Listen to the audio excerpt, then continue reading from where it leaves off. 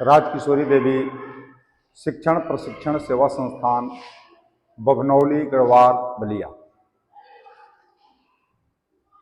आज के इस कक्षा में हम लोग शिक्षा मनोविज्ञान में अभिप्रेरणा को जानेंगे।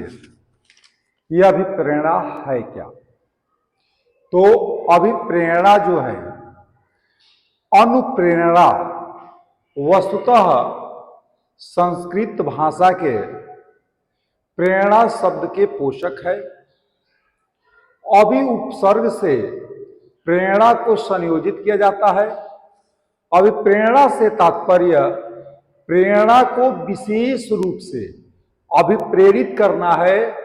प्रेरणा को आंग्ल भाषा में मोटिवेशन कहते हैं।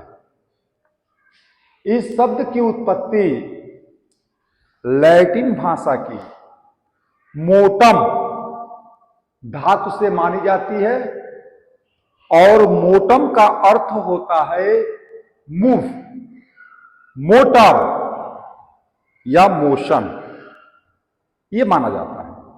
तो मूव माने भी घूमना, मोटर चलना और मोशन ये भी गति।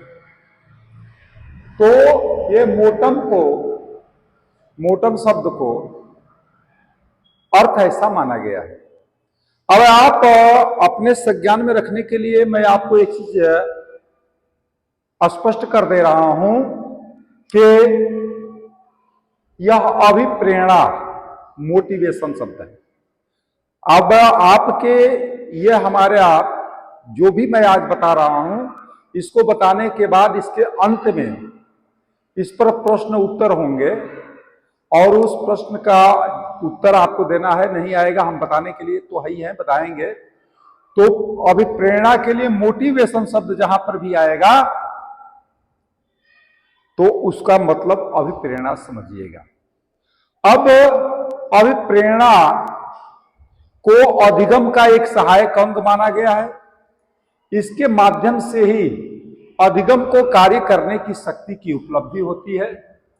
शिक्षा में प्रेरणा का संचालन एवं नियंत्रण दोनों ही महत्वपूर्ण है। शिक्षा प्रक्रिया में जब तक लक्ष्य निर्धारण नहीं किया जाएगा, उत्तेजना को जागृत नहीं किया जा सकता है।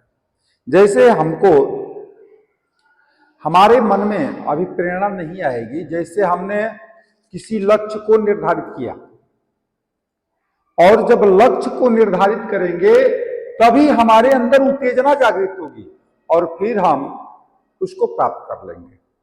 जैसे हम पढ़ते हैं तो इसमें एक लक्ष्य निर्धारित होता है कि हमको परीक्षा देनी है।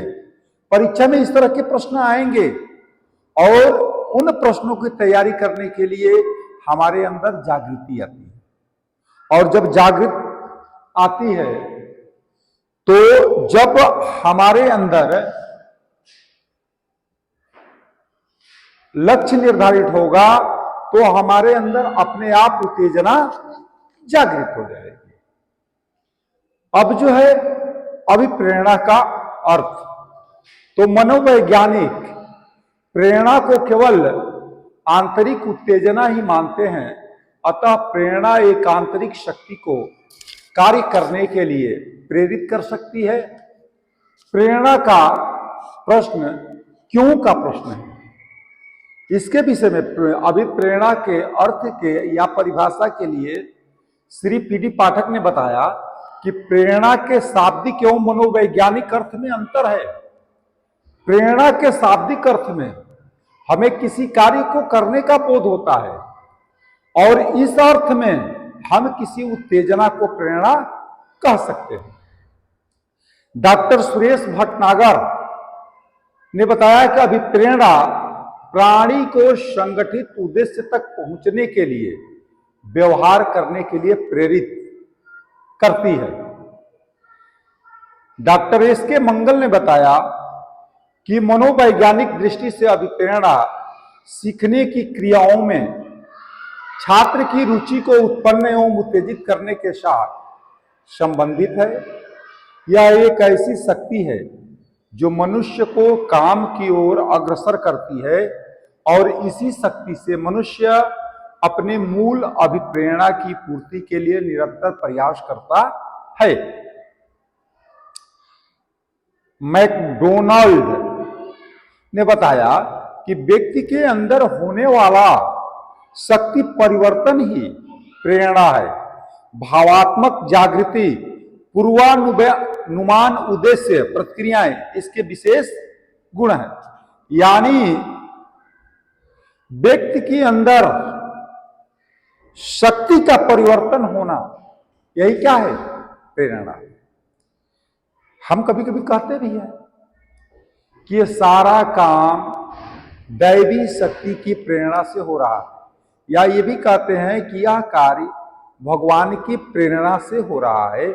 उन्हीं की वजह से हमारे मन के अंदर ऐसी भावना आई और हमने इसको करना शुरू किया।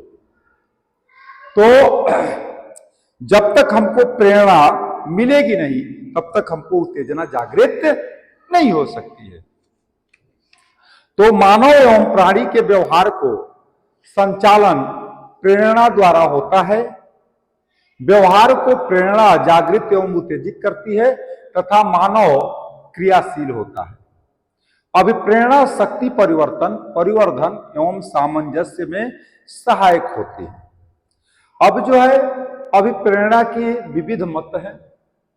जैसे अभिप्रेरणा कुछ लोग मानते हैं भाग्यवादी, तो भाग्यवादी जो विचारक हैं वे सब कुछ दैवी शक्तियां ईश्वराधीन ही मानते हैं। इसे आंतरिक एवं बाह्य दोनों तरह मानते हैं। जो भाग्यवादी विचारक हैं वो ऐसा मानते हैं कि प्रेरणा जो भी हो रही है ये सब दैवी शक्तियों की वजह से हो रही है, ईश्वर की वजह से हो रही है। ये भाग्यवादी विचारक मानते हैं। जबकि दूसरे ये मानो तर्क युक्त है, ऐसा दूसरा विचारक मानते हैं। यानी मानव कर्तव्य या अकर्तव्य का विचार करने लगता है और किसी भी कार्य के संबंध में विधिवत विचार मंत्रणा करने लगता है। इसका आधार मानव मस्तिष्क ही है। मानव एक यंत्र है। वैज्ञानिकों की यह विचारधारा है कि मानव एक यंत्र है, मशीन है। व्यवहारवादियों की अवधारणा है कि मानव वातावरण के विभिन्न उद्दीपनों से क्रियाशील होता है। फिर अगली पॉइंट ये भी आती है कि मानव सामाजिक प्राणी है। मानव समाज में जन्म पाकर के सामाजिक प्रभावों में कार्य करने के लिए अभिप्रेरित होता है। अब जो है अभिप्रेरणा के विषय में, अभिप्रेरणा से संबंधित अनेक शब्द हैं। इनमें प्रेरक, मानसिक स्थिति एवं प्रणोदन इसको प्रमुख माना जाता है। मानव का जैसे मानसिक स्थिति, मानव का मानसिक रूप से स्वस्थ होना चाहिए। प्रेरक, प्रोत्साहन अभिप्रेरकों का विकासशील बनाते हैं। प्रेरकों की उपस्थिति का अनुमान ही लगाया जा सकता है, प्रेरक का व्यवहार का परिणाम माना जाता है। दूसरी चीज आती है प्रणोदन। प्रणोदन की उत्पत्ति का संबंध आवश्यकता से है। जब हमारी कोई सी चीज की आवश्यकता होगी तो प्रणोदन उत्पन्न हो जाएगा। कहा भी गया है कि आवश्यकता आविष्कार की जननी है। हमको भूख लगेगी तो हम खाना खोजने लगेंगे, प्यास लगेगी तो पानी हम खोजने लगेंगे। यानी हमारी सबसे पहले आवश्यकता क्या है? जब आवश्यकता हमारे सामने आएगी तो आविष्कार होगा। यानी आवश्यकता के जब होगी तो प्रणोदन की उत्पत्ति होगी। तो प्रणोदन एक इस प्रकार की आंतरिक शारीरिक अवस्था विशेष है जो कि उद्दीपन के माध्यम से एक विशेष व्यवहार को प्रस्तुत करती है। अब जो है इस प्रणोदन का वर्गीकरण किया जाता है। तो इसका वर्गीकरण में संवेगात्मक सुरक्षा, सामूहिकता, अवधान केंद्रिता, जीवन का उद्देश्य एवं कार्य में स्वतंत्रता, शारीरिक क्रियाएं, ज्ञान प्राप्ति, प्रेम, उत्सुकता, ये सब इसके प्रकार हैं। अब अगली बात आते हैं अभिप्रेरणा के सिद्धांत। तो अभिप्रेरणा के जो मुख्य सिद्धांत हैं उसमें से सबसे पहला सिद्धांत यह है उद्दीपन अनुक्रिया सिद्धांत। इस मत के प्रतिपादक व्यवहारवादी माने जाते हैं। सभी व्यवहार उद्दीपन के परिणाम है, व्यवहार ही विशिष्ट अनुक्रिया है। यह एकदम अनुवाद है। इसमें दोष यह है कि इसमें अनुक्रियाओं की व्याख्या नहीं की जाती। दूसरा शारीरिक सिद्धांत है। शरीर में परिवर्तन एवं प्रक्रियाएं होती हैं। प्रेरणा प्रत्येक प्रक्रिया के मूल में रहती है।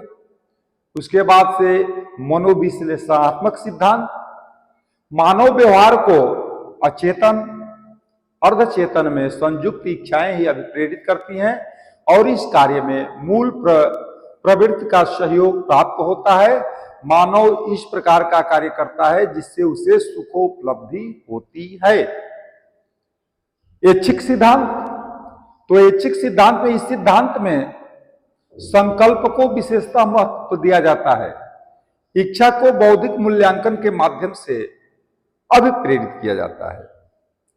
तो अभिप्रेरणा के इन सिद्धांतों से यह बात स्पष्ट होती है कि व्यवहारवादी अनुक्रियाओं की व्याख्या नहीं करते, प्रेरणा को प्रत्येक क्रिया का मूल माना है, संकल्प एवं मूल प्रवृत्ति को मान्यता देता है। अगला जो है प्रेरणा के स्रोत। यह हमारी अभिप्रेरणा है या प्रेरणा, इस प्रेरणा को ही प्रेरणा कहते हैं। तो इसके स्रोत क्या है? तो इसके अभिप्रेरणा के मुख्य रूप से 4 स्रोत हैं। तो 4 स्रोत में से पहला स्रोत है आवश्यकताएं, दूसरा है चालक, तीसरा है उद्दीपन और चौथा है प्रेरक। तो सबसे पहला है आवश्यकताएं यानी नीड्स। नीड्स क्या है?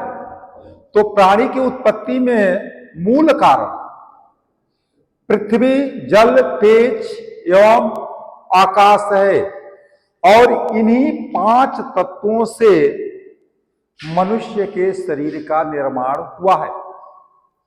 जैसा कि बताया गया है, क्षिति जल पावक गगन समीरा पंच तत्व से बना शरीर। यानी हमारा जो शरीर का निर्माण हुआ है इसमें 5 तत्व है। 5 तत्वों से हमारा शरीर बना है और फिर इन्हीं 5 तत्वों में यह विलीन हो जाता है। तो 5 तत्व कौन कौन से हैं? तो पृथ्वी, छित का मतलब पृथ्वी, जल का मतलब जल, क्षितिजल पावक, पावक का मतलब अग्नि तेज, पावक गगन का मतलब आकाश और समीरा का मतलब वायु। इन 5 तत्वों से मानव की संरचना होती है। अतः प्राणी मात्र की कुछ आधारभूत आवश्यक अनिवार्य आवश्यकताएं जल, वायु, भोजन इत्यादि हैं। शिक्षा के क्षेत्र में आवश्यकता का विशेष महत्व है। बालक के उद्देश्य एवं विद्यालयी शिक्षा के उद्देश्य लक्ष्य में यदि साम्य भाव है तो अध्यापक को शिक्षण में किसी भी प्रकार की कठिनाई नहीं होती है। अब प्रायः यह देखा गया है कि आयु एवं अनुभव वृद्धि के साथ ही साथ व्यक्ति की आवश्यकताओं में भी परिवर्तन आ जाता है।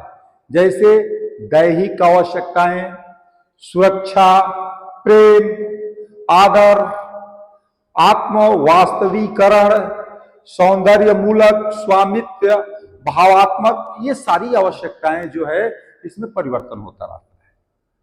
दूसरी जो है वो है चालक, पहली आवती नीड्स, दूसरी है ड्राइव्स, यानी आवश्यकताएं संबंधित चालक की जन्मदात्री है।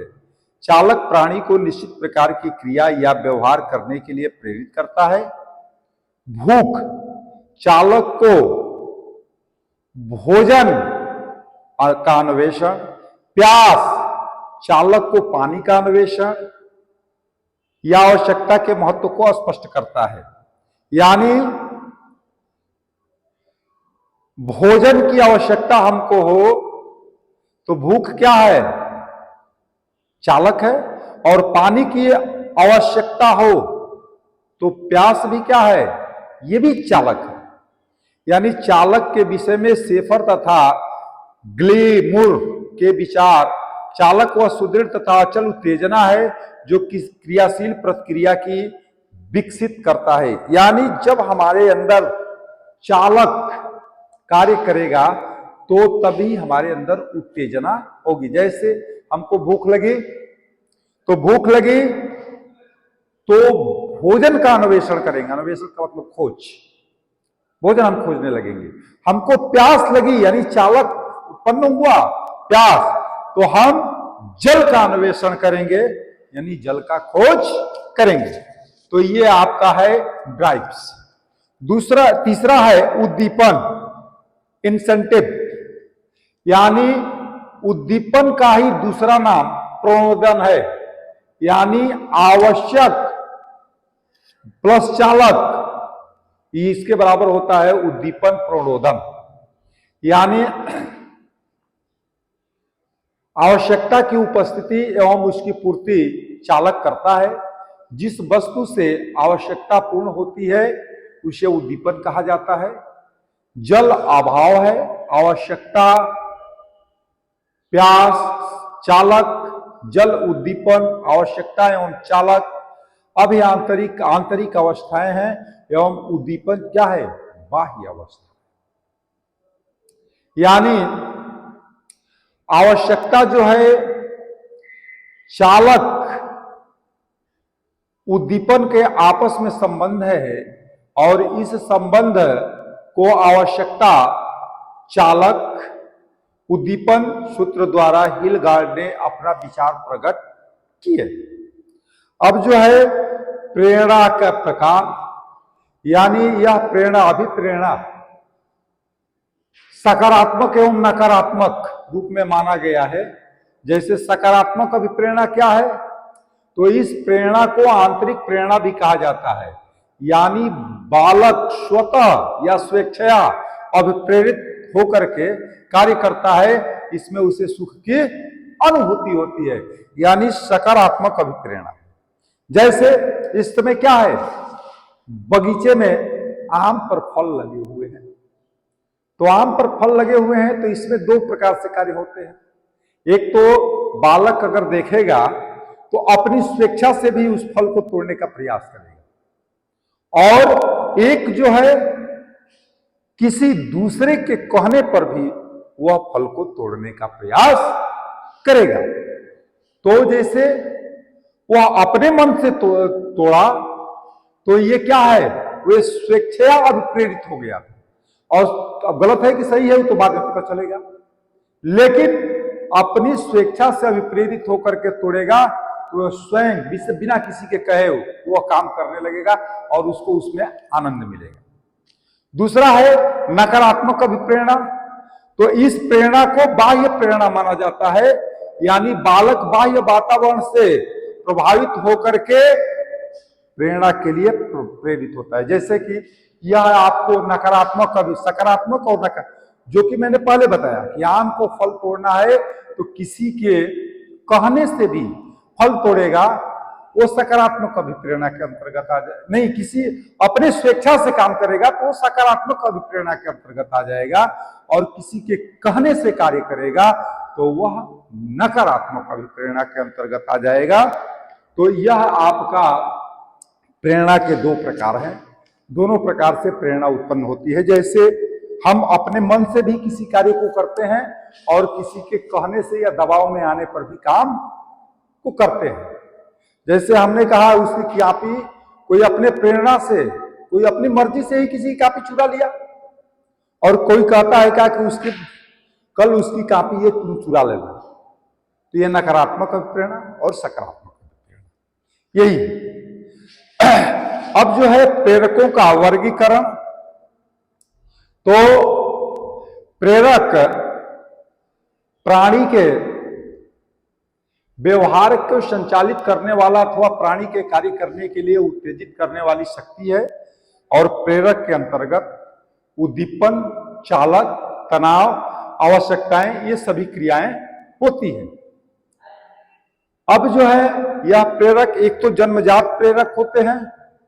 तो जन्मजात प्रेरक मानव में वंशानुगत क्रम से ही पाए जाते हैं और ये प्रेरक शारीरिक, प्राथमिक, अति आवश्यक एवं जैविकी प्रेरक माने जाते हैं। जैसे क्षुधा, क्षुधा का तात्पर्य भूख से है, इसका संबंध मानव शरीर से है। और भोजन की प्राप्ति भूख को शांति, यानी भूख प्रेरक को शांत करती है। पिपासा काम प्रेरक, निद्रा, प्रेम, क्रोध, मल विसर्जन, ये सारी चीजें जो है प्रेरक है। जैसे शास्त्रों में यह धर्म का एक अंग है और यह जन्मजात प्रेरक है, यानी शरीर को स्वस्थ रखने के लिए यह प्रेरक आवश्यक है। अब जो है जन्मजात प्रेरक वे प्रेरक हैं जो मानव के जन्म से ही प्राप्त हो जाते हैं। कुछ तो यह कहते हैं कि कुछ प्रेरक गर्भावस्था में भी जागृत होते हैं। इनमें से है जैसे पिपासा, क्षुधा, निद्रा, मल विसर्जन, ये सब क्या है? जन्मजात है। और जन्मजात प्रेरक में परिवर्तन भी होता है और एक होता है अर्जित प्रेरक और एक फिर से होता है व्यक्तिगत प्रेरक। और फिर सामान्य सामाजिक प्रेरक, यानी सामूहिकता एवं सामुदायिकता, मानव ही नहीं अपितु प्राणी मात्र सामूहिकता एवं सामुदायिकता रूपी प्रेरणा से प्रभावित होता है। बालक जन्मावस्था के पूर्व ही आश्रय की कामना करता है, वह समुदाय को आश्रय लेता है और समाज में जाकर विकास को प्राप्त करता है। जैसे कतिपय सामाजिक अभिप्रेरक है, जैसे अपमान है, निष्पत्ति है, संबद्धता है, आक्रामकता है, प्रभुसत्ता है, प्रतिक्रिया है, ये सब क्या है? सामाजिक अभिप्रेरक है। और अगली चीज आती है कि अधिगम प्रक्रिया में अभिप्रेरणा की भूमिका, यानी अधिगम मतलब सीखने के प्रक्रिया में अभिप्रेरणा के भूमिका का महत्व है। और वह किस प्रकार से है? जैसे अभिप्रेरणा के द्वारा बाल व्यवहार में परिवर्तन। तो बाल व्यवहार में परिवर्तन कैसे होता है? जैसे प्रोत्साहन, प्रशंसा, पुरस्कार, निंदा, आलोचना आदि की समुचित एवं बुद्धिमानी पूर्वक किए गए प्रयोग से बाल व्यवहार को परिवर्तित किया जा सकता है। जैसे हमने कहा कि आज मैं परीक्षा कराऊंगा और परीक्षा में जिसका सबसे अधिक अंक आएगा उसको एक कलम दूंगा, यानी क्या है? प्रोत्साहन है। तो एक कलम दूंगा और कल यह परीक्षा होगी और हमने सब्जेक्ट भी बता दिया कि इस सब्जेक्ट पर परीक्षा होगी। तो बालक का प्रोत्साहन दिखाए तो उसमें प्रेरक अपने आप जागृत होगा कि मुझे पढ़ना चाहिए, कल इसको तैयारी करके जाएंगे और तब जो है हम इसको प्राप्त करेंगे, हमारा सबसे अधिक अंक आएगा। यानी प्रोत्साहन के द्वारा भी ही सीखने की शक्ति को बढ़ाया जा सकता है, अभिप्रेरणा को जागृत किया जा सकता है। प्रशंसा करके, अरे भाई तुम बहुत पढ़ने में तेज है, बहुत अच्छा है, बहुत अच्छा है, तो ये प्रशंसा भी करके किया जाता है। दूसरी बात है बालक के व्यक्तित्व को पहचानना। बालक में कुंठा की भावना उसके व्यक्तित्व को अव्यवस्थित एवं व्यथित कर देती है। अतः बालक के व्यक्तित्व को अच्छी तरह परख कर, जान पहचान कर ही कार्य करना श्रेष्ठतर होता है। संवेगों को पहचान करके ही उत्साह, भय, प्रेम, आकांक्षा आदि के साथ शिक्षण क्रम को संचालित करना चाहिए। उसी तरह से अगला जो है मानसिकता का विकास है, सामाजिकता का विकास है, परिपक्वता है, व्यक्तिगत विभिन्नताओं के साथ प्रगति है, दृष्टिकोण का महत्व है। आज ये सब आपके सीखने के लिए अभिप्रेरणाएं हैं। अब जो है अगली बात आती है अस्थाई भाव। तो यह आपका जो प्रेरक है, अधिगम के प्रक्रिया में अभिप्रेरणा की जो भूमिका है, उसमें जैसे मानसिकता का विकास यानी प्रेरकों के माध्यम से अधिगम प्रक्रिया को प्रेरणा प्राप्त होती है और वह प्रोत्साहन पाकर के मानसिक विकास का समुचित विकास कर लेता है। उसके बाद है सामाजिकता का विकास। बालक में स्वतः ही परस्पर सहयोग के कारण सामाजिक गुण विकसित होते हैं। दृष्टिकोण का महत्व यानी दृष्टिकोण या विचार का संबंध रुचि एवं ध्यान से है। बालक का अपना अपना अलग अलग दृष्टिकोण होता है और दृष्टिकोण अभिप्रेरकों का मार्ग प्रशस्त करता है तथा अनुभव प्राप्त करने के लिए नई सीमाएं निर्धारित करते हैं। अभिप्रेरणा के लिए आवश्यकताएं यानी छात्रों के अचेतन मन को प्रोत्साहित किया जाए या जागृत किया जाए। प्रतियोगिताओं के द्वारा भी प्रेरक को बढ़ाया जा सकता है। ज्ञानार्जन यानी प्रतियोगिता के माध्यम से अनेक विधि कार्यक्रमों को आयोजन से ज्ञानार्जन भी होता है। अब इन्हीं शब्दों के साथ आज की इस क्लास को यहीं पर रोकते हुए अब हम आते हैं प्रश्न उत्तर कि हमारा जो प्रश्न उत्तर है उसके विषय में चर्चा कर लें और उसको आप जानने के लिए तैयार हो जाएं और उसको जो है करने के लिए आप अपना मन मस्तिष्क को एकाग्रचित कर लें। तो सबसे पहला प्रश्न आपका है कि किसे मोटिवेशन कहा जाता है। यानी मोटिवेशन एक व्यक्ति की भावनाओं की उत्पत्ति, यह अभिप्रेरणा है कि नहीं है, एक व्यक्ति की चाहत, एक व्यक्ति की उत्सुकता, तो ये सारी चीजें मोटिवेशन है। यानी आपका जो सही विकल्प है वो है ये सभी विकल्प सही है, सभी विकल्प। मोटिवेशन के प्रमुख तत्वों में से एक है तो क्या है, उत्तेजना। तीसरा है साधारणतः मोटिवेशन की प्रक्रिया में कितने चरण होते हैं। तो मोटिवेशन के प्रक्रिया में 3 चरण होते हैं जैसा कि पहला प्रश्न में आपको बताया गया। चौथा जो है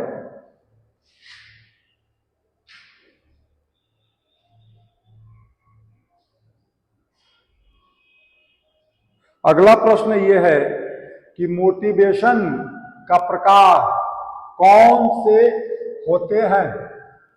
तो मोटिवेशन का प्रकार कौन से होते हैं, तो इसमें भी आपका ये सभी चीजें होती हैं। पांचवा है निम्नलिखित में से कौन सा तंत्र व्यक्ति को मोटिवेट करने में मदद कर सकता है। तो जैसे तार्किक विचार, प्राप्तिशीलता, समर्थन, यानी ये तीनों बातें जो है मोटिवेट कर सकती है। अगला जो है छठवां प्रश्न है आपका कि मोटिवेशन के संबंध में निम्नलिखित में से कौन सा बिंदु सही है। तो इसमें जो है आपका समर्थन और प्रेरणा अहम है, यही सही है। अगला प्रश्न आपके सामने है मोटिवेशन के सिद्धांत में से कौन सा सिद्धांत स्वाभाविक तौर पर भूमिका का उल्लेख करता है, जैसे कि उपलब्धि, पहचान और व्यक्तिगत विकास। तो इनमें से यह है स्वायत्तता सिद्धांत। अगला प्रश्न है मास्लो की आवश्यकता परंपरा के अनुसार निम्नलिखित में से किस आवश्यकता को पहले पूरा किया जाना चाहिए? पहले जब एक व्यक्ति को उच्च स्तर की आवश्यकताओं से प्रेरित किया जा सकता है तो वो है आपका शारीरिक आवश्यकताएं। अगला प्रश्न है आपका, मोटिवेशन के सिद्धांत में से कौन सा सिद्धांत सुझाव देता है कि व्यक्तियों के 3 मुख्य आवश्यकताओं उपलब्धि, संबंधन और शक्ति से प्रेरित किया जा सकता है? तो यह है मैक्लेलैंड की आवश्यकता सिद्धांत, जो कि अभी मैं बताया हूं। अगला प्रश्न जो है आपका, हर्ज़बर्ग के 2 कारक सिद्धांत के अनुसार निम्नलिखित में से कौन सा कारक स्वच्छता के कारक माने जाते हैं?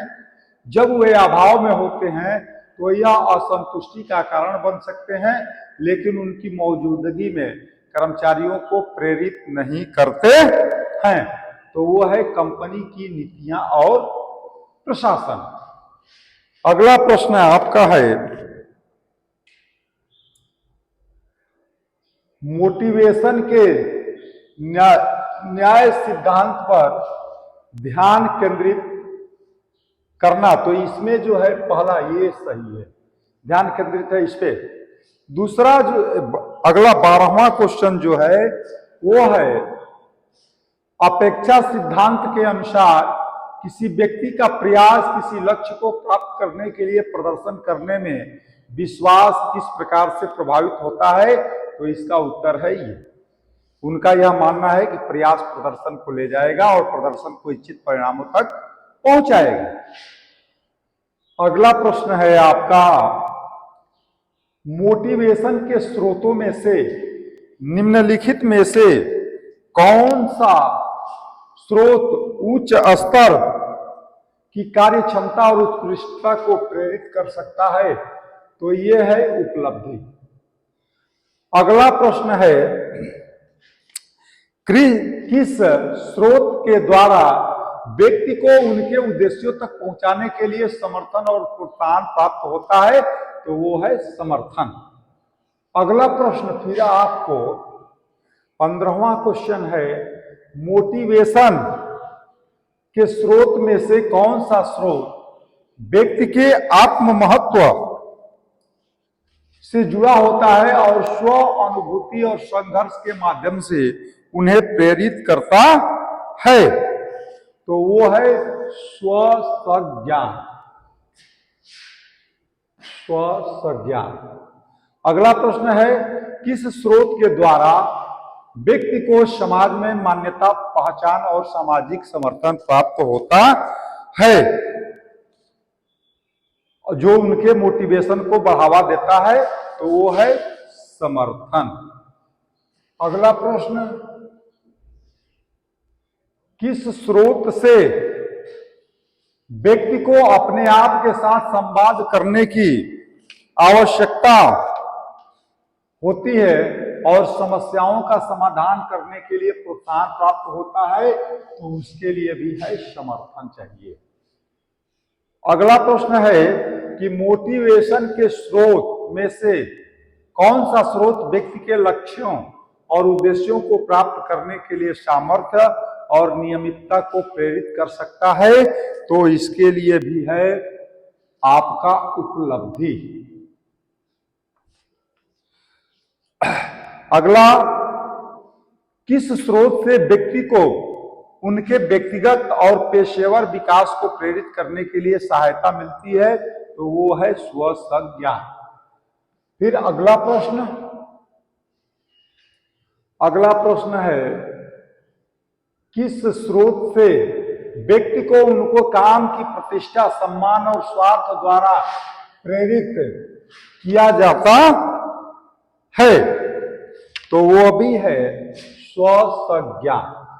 अगला जो है, किस स्रोत से व्यक्ति को उनके व्यक्तित्व और सामाजिक संबंधों को बढ़ावा देने में मदद मिलती है और उन्हें सामाजिक स्थिति की दृष्टि से प्रेरित करती है? तो इसके लिए भी है आपका स्वाभाविक संबंध। अगला है, किस स्रोत से व्यक्ति को अच्छे संबंध और साझेदारी की भावना होती है और समर्थन और प्रेरणा के माध्यम से मोटिवेट किया जा सकता है, तो उसमें भी है समर्थन।